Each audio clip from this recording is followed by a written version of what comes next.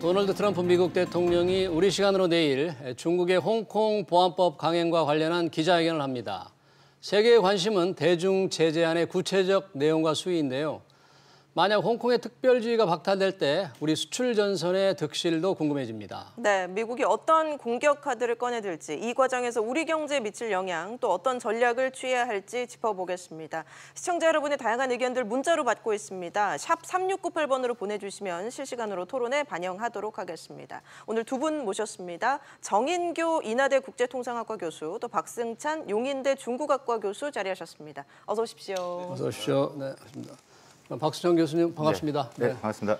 뭐 홍콩 국가보안법 때문에 정말 난리인데 네. 뭐 어떤 조항, 어떤 문제가 이렇게 세계의 관심을 끄는 겁니까? 이게 기본법이 1990년도에 이제 제정이 됐거든요. 예. 그래가지고 지금까지 하고 있는데 이 한 160조 되는 긴 문장 중에서 이제 이야기하는 게 지금 이슈가 되고 있는 게 23조 조항입니다. 23조에 보면 국가 전복이나 반란, 선동, 그다음에 국가 안전을 저해하는 행위에 대해서는 처벌할 수 있다라는 네. 건데 있다 하지만 어떻게 처벌할 건데에 대한 내용이 없었죠.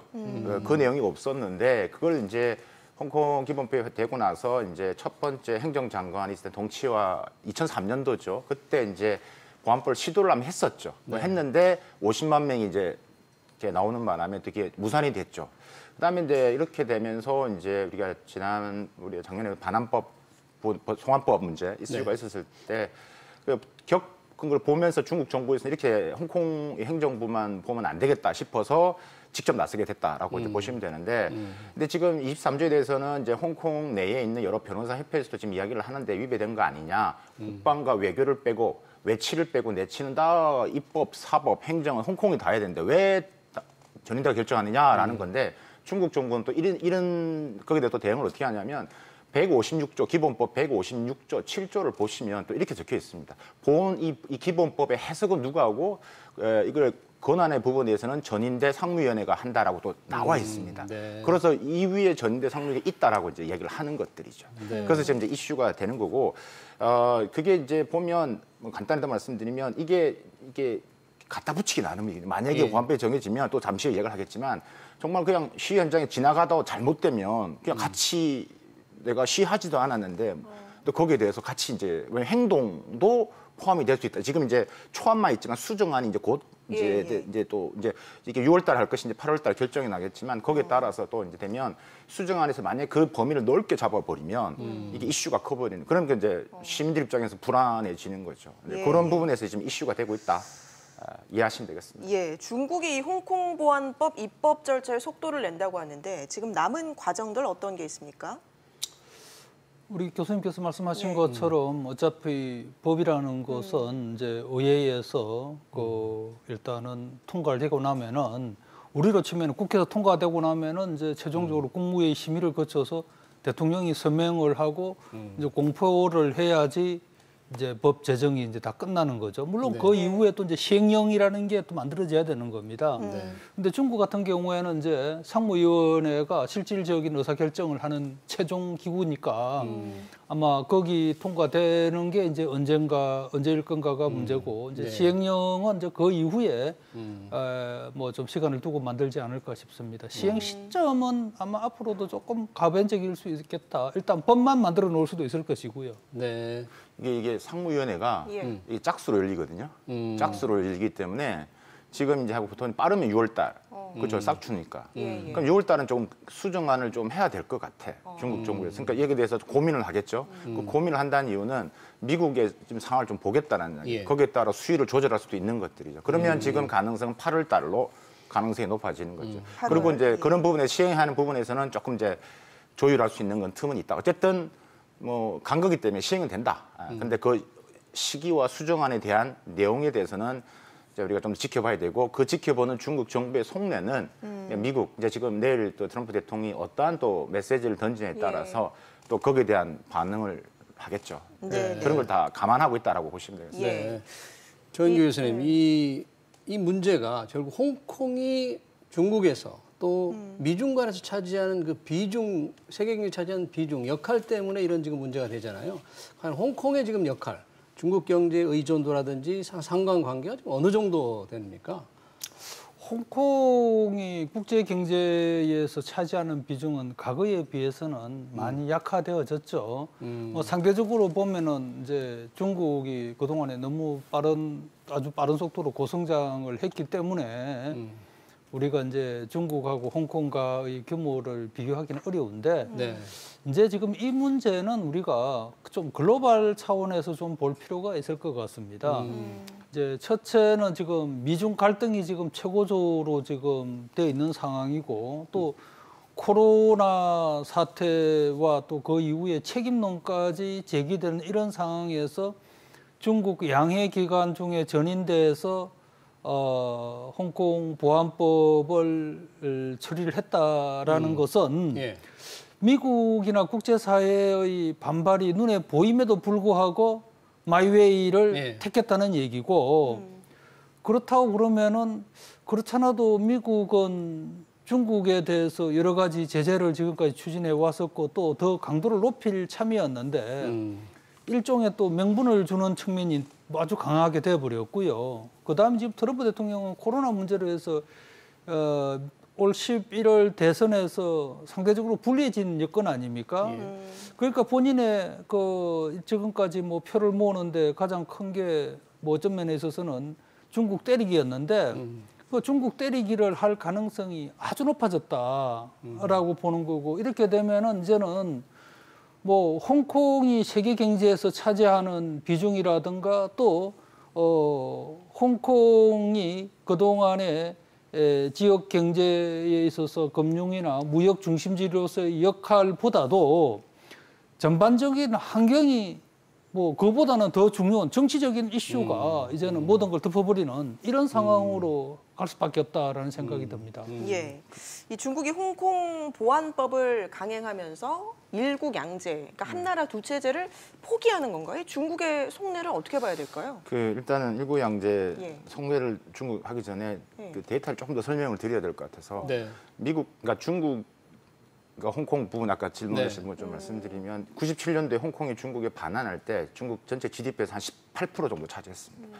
네. 꽤 큰 역할을 했죠. 근데 지금 홍콩의 GDP가 이제 네. 중국에 비교하면 시작할 때 18% 정도. 근데 지금은 1% 밖에 안 된다는 거죠. 그러니까 쉽게 말하면 중국 입장에서 홍콩이 가지는 이 경제적인 역할이나 지위가 높지 않다라는 거죠. 그러니까 중국 입장에서는 이미 많은 홍콩의 역할들이 중국으로 많이 넘어와 있다라고 생각을 하는 거고 우리나라에서 홍콩으로 수출하는 품목들이 한 800 이상 되는데 그중에 한 60%는 다 홍콩을 거쳤다가 또 중국으로 들어갑니다. 그렇죠. 예. 네. 그렇기 때문에 그러니까 홍콩은 지나가는 역할만 하고 있는 부분들이죠. 그래서 이제 금융도 상하이로 많이 가져왔고, 자 어쨌든 그런 부분에서 있다라고 이제 보시면 될 것 같고, 그래서 아까 질문을 하셨던 일국양제를 합니다.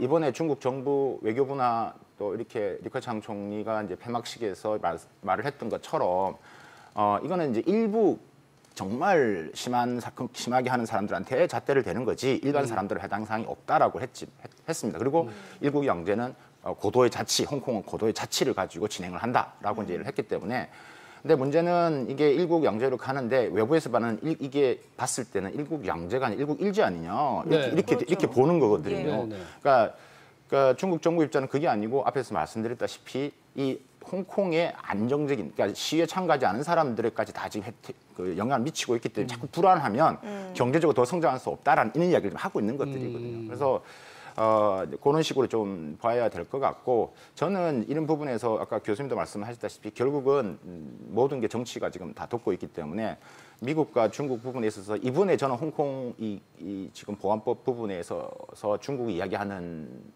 것들은 이미 준비되어 있었다. 그러니까 미국이 저렇게 나올 줄 알고 이미 패를 그러니까 미리 치고 나가는 형태로 지금 발표를 했다라는 이야기고요.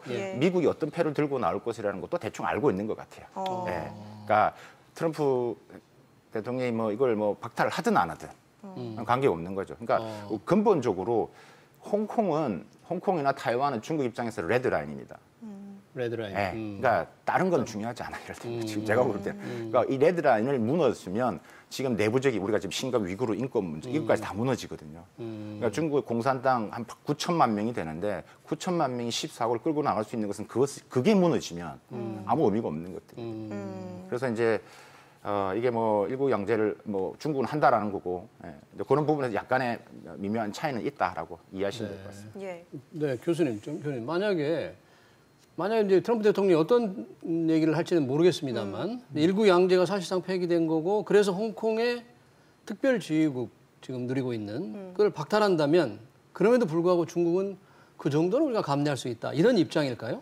교수님 어떻게 보십니까? 그러니까 이제 뭐 중국으로서는 당연히 일국 양제를 계속한다라고 아마 어떤 상황이 되더라도 그 얘기를 할 것이고요. 네. 그리고 또 미국이나 서방 세계에 대해서는 역시 하나의 중국도 강조를 할 겁니다. 아마 이거를 이제 계속 반복하면서 이제 문제를 해결해 나려고 할 텐데 일국 양제이기 때문에 또 미국 같은 이제 이런 서방 세계에서도 홍콩에 대해서는 다른 지위를 부여를 했던 거거든요. 중국과 그렇죠. 달리 별도로 네. 봤던 게 일국 양제이기 때문에 관세도 다르고 비자도 다르고 다 다르잖아요. 다 다르단 네. 말이죠. 그래서 이제 이게 미국으로서는 뭐 분명히 이제 일국 양제가 아니다라고 보면서 이제 그 관련되는 법이나 규정들을 이제는 달리 해석하지 않겠나라는 거고요. 이제 앞으로 이제 우리가 이게 지금 뭐 코로나 위기도 있습니다만은 이게 그동안에 우리가 이제 국제 무역을 하려고 그러면은 단순히 무슨 이 상품을 우리가 생산하는 거 또 그거를 뭐 팔고 하는 것도 중요하지만은 중개항이 상당히 중요했거든요. 지금까지 특히 우리나라 같은 경우에는 홍콩이라는 어떤 지리적 특성에다가 또 중국으로 들어갈 수 있는 관문이기 때문에 이게 채채 막힌다라는 점에서 이제 상당히 문제가 될 것 같고. 예. 우리한테 굉장히 큰 문제죠. 그렇죠. 그다음에 이제 미중 관계가 지금 악화될 수밖에 없는 거 아닙니까? 예. 미중 관계가 악화가 되고 만약에 뭐 중국이 어쨌든 뭐 고립이 되거나 이렇게 되면은 역시 또 홍콩의 중요성도 상당히 떨어지는 판에 지금 이제 앞으로 만약에 중국에 대한 관문 역할이라든가 미국이 특별 지위를 부여하는 걸 취소하게 되면은 그동안에 물류를 처리하는 중심 항 중에 하나가 홍콩이었거든요. 네. 그 기능이 약화돼 버리면은 동아시아 국가들이 물건을 컨테이너를 보내려고 그래도 그 선이 지금 막혀버려 버리는 겁니다. 이게 단순히 뭐 관세하고 뭐 중국 관계 이것도 있지만은 백길이 끊치는 중요한 이제 지금 사단이 지금 생기고 있는 거고. 그러면 중국에 수출을 많이 하는 한국으로서는 굉장한 타격이 예상되는 큰 건가요? 타격이죠. 그리고 또 하나를 보셔야 될 게 그 중국 정부도 그렇고 국제사회도 그렇고 홍콩에 대해서는 상당한 혜택을 뭐 무역, 투자, 금융 측면에서 사실 줘왔거든요. 그래서 홍콩에 물론 그 우리 기업들이 지상사를 많이 세우고 있는데 또 많은 기업들은 사실상 페이퍼 컴퍼니나 다름없습니다. 거기를 거쳐서 거래를 하는 게 여러 가지로 좋은 거예요. 예. 근데 이런 기능들도 다 없어져 버리기 때문에 이거는 이제 뭐 우리나라 같은 경우에는 정말 영향이 클 수밖에 없다라고 봐야 될 겁니다. 중국 기업들도 홍콩에 만약에 특별 지위가 박탈이 된다 그러면 아까 이제 물류는 뭐 중개만 한다 그러지만 중국 기업들도 IPO, 소위 기업 공개를 홍콩에서 많이 하잖아요. 그렇죠. 자금 조달에 타격이 예상되는데 뭐 그 정도도 뭐 그 정도는 감내를 해야죠. 지금 그게 중요한 게 아니라고 제가 말씀드렸죠. 저는 들여다보면 이렇습니다. 저는 일단은 내일 박탈할 것이냐 지금 이제 봐야 되는데 미국도 고민이 많을 겁니다. 이게 지금 홍콩에 사는 사람이 미국 사람이 한 8만 5천 명 정도 되고 지금 미국에서 홍콩 투자한 금액이 한 850억 달러 정도 되거든요. 예, 지금 뭐 아마 뭐 헤드쿼터 그러니까 그다음에 아시아의 헤드쿼터 뭐 지사 이렇게까지 하면 미국계 기업이 한 1,300~400개가 홍콩에 있거든요. 이거 어떻게 할 겁니까 이거? 미국의 손해도 적지 않겠죠. 그렇죠. 이게 그다음에 아까 미국 자본이 중국으로 들어가는 자본이 아까 말씀하실 때 허브 역할을 하거든요. 그러니까 이게 이 비즈니스적인 측면이 강한 이 트럼프 대통령이 과연 할 것이냐라는 것들. 그래서 수위를 조금 조절하지 않겠느냐라는 것들이 지금 있는 것들이라는 생각이 좀 들고요. 교수님은 어떻게 보십니까? 그러니까 저는 이제 이게 쉽지 않다. 근데 예, 저는 이제 이게 트럼프 대통령의 레토릭 부분이기 때문에 지금 모든 부분들이 지금 이게 바이든 대통령하고 이 지지율이 떨어지고 계속 중국을 때려야 되는 거고 그러니까 어쨌든 강력하게 나가야 되는데 이걸 확 해버리면 이게 자본 빠져나오고 하면 지금 당장 중국 입장 아까 말씀드렸다시피 중국은 뭐 거기 IPO하면 다른 데 가지 뭐 싱가포르 갈 수도 있고 다른 데 갈 수 있는 부분도 있죠. 그러니까 물론 기업들은 감내를 해줘. 당이 우선인 거죠. 그런 부분에 생각을 하고 있다는 이야기입니다. 그래서 이제 우리가 양쪽 면을 다 봐야 되기 때문에 그래서 이제 우리가 오늘 또 말씀 나눠야 될 기업들은 우리 기업들 이야기도 이제 또 더 많이 나눠보겠지만 어떻게 대응할 것이냐에 대한 거. 그런데 이제 지금 이제 이게 만약에 미국이 중국에 대해서 소위 뭐 그냥 그동안에 강한 톤으로 얘기했던 것은 그냥 정치적인 어떤 그런 랭귀지로 끝나는 거라고 그러면은 가볍게 넘어갈 수 있을 것 같은데 이미 지금 미국은 중국 기업들이 월가에서 뭐 IPO뿐만 아니라 주식 상장을 해가지고 소위 자금 조달하는 거를 지금 차단을 하겠다고 이미 뭐 2, 3주 전에 이미 절차에 들어갔지 않습니까? 이제 그런 차원하고 그다음에 미국이 제대로 이를테면은 중국에 대한 제재를 한다고 그러면은 사실은 홍콩까지도 같이 걸고 넘어질 수밖에 없는 이런 상황이지 않을까 제대로 하려고 그러면 왜냐하면 사실 홍콩이 뒷문이지 않습니까 중국에 그런 측면에 있어서는 기본적으로 물론 우리 교수님 뭐 말씀대로 그렇게 됐으면 좋겠습니다만 그렇지 않은 측면도 있다라는 거고 이제 중국 입장에서 본다면은 사실은 중국은 한 5년 전부터서 선전 심상해 등으로부터 이 경제 자유구역을 이제 만들면서 사실은 홍콩과 같은 기능을 상해나 심천에서 하려고 했고 그걸 또 점진적으로 늘려가지고 중국 내부에 9개나 되는 경제자유구역을 만들어놨어요. 그러니까 금융 중심지를 홍콩을 중국 내에다가 9개를 지금까지 육성을 시키고 해오려고 했는데 중국 경제도 사실은 북경에서는 이거는 유심히 지켜보면서 홍콩도 경제가 무너지면 안 되는 거 아닙니까? 그래서 속도 조절을 해왔는데 이번 기회에 여차하면은 모든 기능을 이제는 본토로 옮길 수 있다. 이제 이런 거고 그거를 사실은 미국이 모를 리가 없단 말이죠. 그걸 다 알고 있기 때문에 지금 홍콩이 문제가 아니고 월가에서 들어가는 자금도 미국은 잘라야 되겠다라고 지금 나선 상황이기 때문에 아마 이게 기업인들이 뭐 중국이나 홍콩에 투자한 어떤 그런 금액이 많다 손 치더라도 그걸 크게 보지는 않을 가능성이 있고 그다음에 다시 강조드리지만은 홍콩에 투자했던 금액들의 상당 부분은 중국 본토 투자입니다. 그게 거쳐서 중국 가 있기 때문에 가 있기 때문에 그래서 이게 아마 중국, 미국 내에서도 계산을 정밀하게 하면서 손익을 따져볼 것 같습니다. 알겠습니다. 지금 우리 정부는 어떤 생각을 하고 있는 걸까요? 어제 외교전략회의가 열렸는데 홍콩 보안법과 관련해서 아무런 입장 표명이 없었고 뿐만 아니라 미국, 중국 이런 언급도 굉장히 조심스러워하는 분위기입니다. 그래서 이제 우리가 흔히 이야기하는 줄타기 외교를 잘해야 된다라고 하는 부분들인데 지금 했던 정부에서 이야기했던 것은 결국은 미중 간의 지금 부분들 화웨이 이슈로 인해서 지금 이제 거기에 대한 여러 가지 이제 개선법을 좀 따져야 봐야 되는데 이게 지금 화웨이 이슈로 인해서 지금 바로 지금 뭐 이제 되면 5G 기지국에 대한 우리 중소기업뿐만 아니라 지금 대기업 뭐 삼성과 LG에 대한 이게 다 이게 연결되어 있기 때문에 그 내용으로 중점적으로 이제 다루었던 내용들이고요. 그래서 이제 당연히 이제 조심스럽죠. 왜냐하면 홍콩은 아까 말씀드렸듯이 우리 정부도 알고 있을 거라는 생각이 듭니다. 홍콩 이슈는 매우 민감하게 반응하고 이미 지금 중국 싱하이밍 대사께서 이런 말씀 다 했잖아요. 그러니까 이제 여러 뭐 한국 정부는 믿어줄 거라 생각한다라는 그러니까 그런 말을 했고 또 미국 정부에서는 미 행정부에서는 이제 한국은 같이 이제 아예 우리 동맹으로서 반중국 편에 서야 된다. 이미 이렇게 벌어진 판국에 매우 조심스러울 수밖에 없다라고 해야되는데 일단은 우리 입장에서는 일단 외교적인 부분에서는 계속 이제 이런 부분에서 좀 우리가 흔히들 이야기하는 애매모호한 모호성을 가지고 있는 전략. 사실 이것도 말은 쉽지만 이게 어느 한계에 부딪히면 힘든 거거든요. 그래서 일단은 지금은 이제 기업적인 측면에서 접근을 좀 해야 될 것 같고. 그러니까 이제 그래서 저는 충분히 어제 왜 홍콩 이슈를 이야기 안 했나라는 것은 충분히 이제 그러니까 예측이 됩니다. 왜 그에 대한 민감성에 대해서. 올해 또 그 시진핑 주석이 방한하는 문제도 또 신경을 안 쓸 수 없을 것 같아요. 그렇죠. 그건 매우 또 중요한 이슈이기 때문에 시진핑 주석의 방한 부분에서는 지금 분위기가 좋거든요. 지금 기업들 산업계에서는 시그널이 매우 좋습니다. 그러니까 지금 뭐 하자는 이 비즈니스를 이제 재개하자는 분위기, 중국 내에서 뭐 한한령이 거의 없어져간 분위기, 뭐 중국 OTT 서비스에서 그러니까 미 드라마관이 지금 오픈이 되고 지방 정부에서 뭐 새롭게 뭐 하자는 것도 자꾸 생겨나고 있거든요. 그냥 벌써 움직이기 시작했다.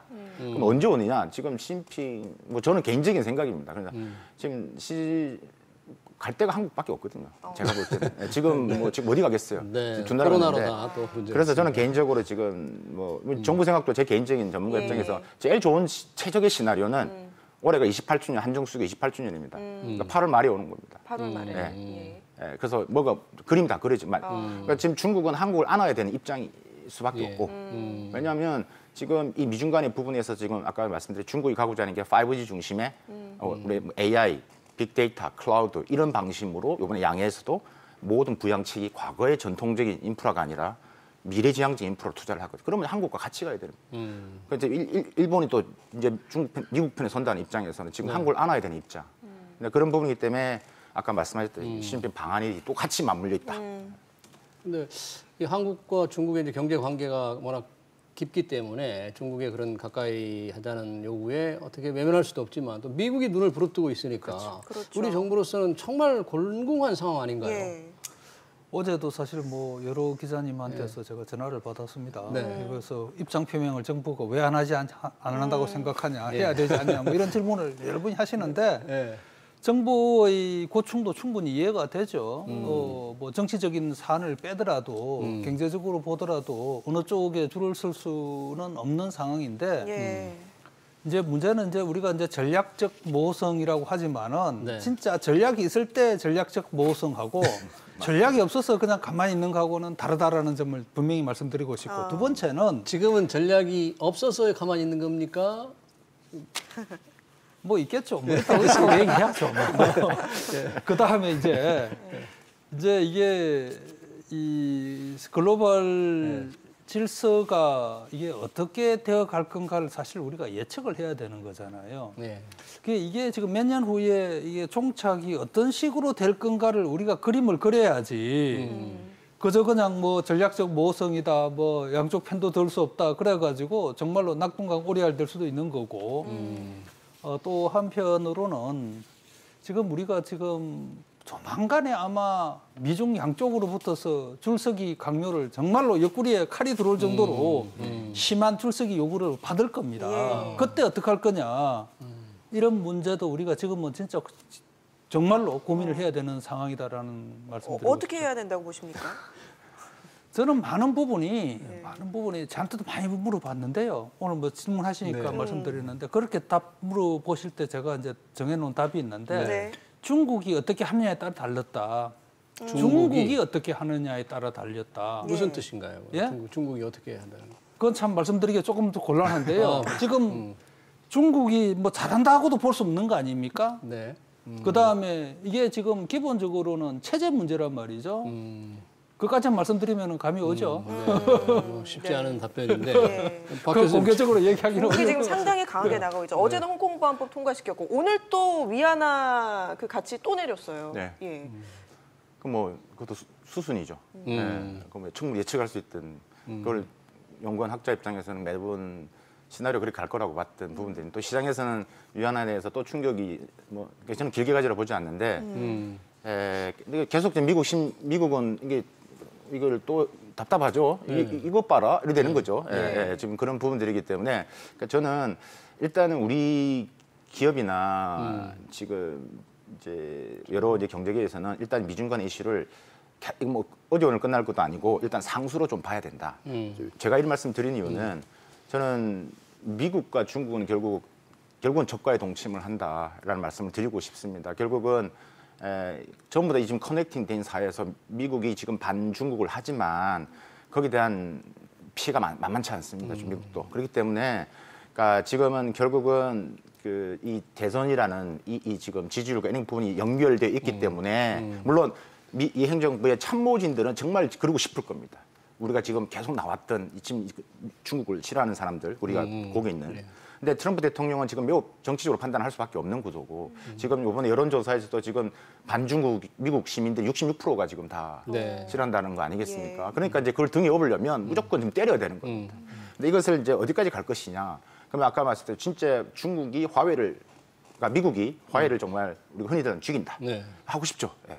예, 왜냐하면 5G라는 게 우리가 고속도로를 까는 게 지금 5G인데 그 아무리 AI 빅데이터 하면 뭐 하겠습니까? 5G가 안 되면 안 되기 때문에 그 원흉이 바로 화웨이거든요. 예. 근데 미국이 화웨이를 죽이면 중국은 가만히 있겠냐? 그러면 애플을 또 하는 거죠. 애플이 중국에서 시가총액 2위인데 애플 전체 매출에서 중국이 차지한 비중이 한 18% 20% 됩니다. 그러니까 이제 다 연결되어 있는 부분들이죠. 이게 있기 때문에 정말 확 중국과 끊겠다. 저는 이제 그렇게 보진 않는데 네. 요거를 조금 더 봐야 된다라고 저는 지금 1차 무역 합의가 합의된 상태에서 코로나 때문에 조금 이게 진행이 조금 더딘 감이 있잖아요. 이번 갈등이 그런 무역 전쟁이 다시 촉발되는 그런 계기도 될 것 같다는 그 전망도 있는데 어떻습니까? 그렇죠. 이미 네. 뭐 이런 상황 같으면은 예. 1차 합의는 물론 트럼프 대통령이 파기할 의사를 내비쳤지만은 중국이 파기하도록 사실은 등을 떠민 상황이지 않습니까? 그렇기 때문에 뭐 이게 미중 간의 합의를 통한 어떤 질서가 다시 재형성되는 거는 우리가 기대하기 어려운 쪽으로 지금 가고 있다라고 볼 수 있을 것 같고 예. 이제 이게 지금 현재 뭐 기술 패권 이런 문제가 조금만 들여보면은 결국은 미국의 글로벌 패권 문제와 연결되어 있기 때문에 중국이란 나라의 어떤 잠재력이나 또 중국의 어떤 체제가 갖고 있는 어떤 그런 그 산업 발전에 있어서의 어떤 비시장성 이런 문제가 미국으로서는 감내하기 어려울 겁니다. 그렇기 때문에 지금은 뭐 미국에서 다수가 지금 중국에 대해서 부정적 인식을 갖고 있고 또 이런 상황에서 또 코로나 상황이 터져버렸단 말이죠. 그래서 그 지금 뭐 많은 분들이 얘기가 코로나 이전 세계와 이후 세계가 완전히 달라질 거라고 하는데 달라지는 것 중에서 가장 큰 부분이 아마 미중 관계가 될 거고 그렇다고 보면 1차 합의라는 게 무슨 의미가 있습니까? 이미 뭐 엊그저께도 트럼프 대통령이 1차 합의는 물 건너갔다라는 소리를 또 하는 것 같던데. 예. 결국 코로나 이후 세계는 결국 양측이 싸우다가 양측의 주도권, 양측의 힘만 더 줄어든 꼴이 되는 수도 있지 않겠습니까? 그렇죠. 코로나로 인한 미중 관계는 정말 하나의 더 불붙이는 촉매제가 됐죠. 그런데 지금 심리적으로 트럼프 대통령이 좀 지금 계속 불안불안한 것들이 조급함이 하게 만드는 것은 지금 백신 전쟁이거든요. 지금 중국 백신, 그러니까 미국도 있지만 자꾸 미국 트럼프 대통령이 백신 빨리라고 하는 것들이 그러니까 나름 정보를 들었을 거라는 생각이 듭니다. 지금 중국 같은 경우는 3월 18일 날 지금 임상시험 하게 했고 지금 1,500명의 지금 뭐 의사, 연구자, 학자 다 투입해서 1년 반 만에 할 수 있는 걸 야 줄여 이렇게 지금 하고 있는 부분이기 때문에 그러니까 만약에 중국이 먼저 백신하면 또 이렇게 여러 가지가 좀 복잡해지는 거죠. 그래서 거기 플러스 지금 이제 그런 부분에서 그게 결국은 미국 내 지금 가장 많은 확진자를 만들었고 지금 많은 지금 여론이 또 이제 트럼프한테 지금 등을 돌리고 있다 보니 여러 가지가 조급해지는 것들이죠 지금. 그렇게 있기 때문에 그것을 또 잘 이용하려고 하는 게 저는 이때 중국이 하려고 하는 것 같다.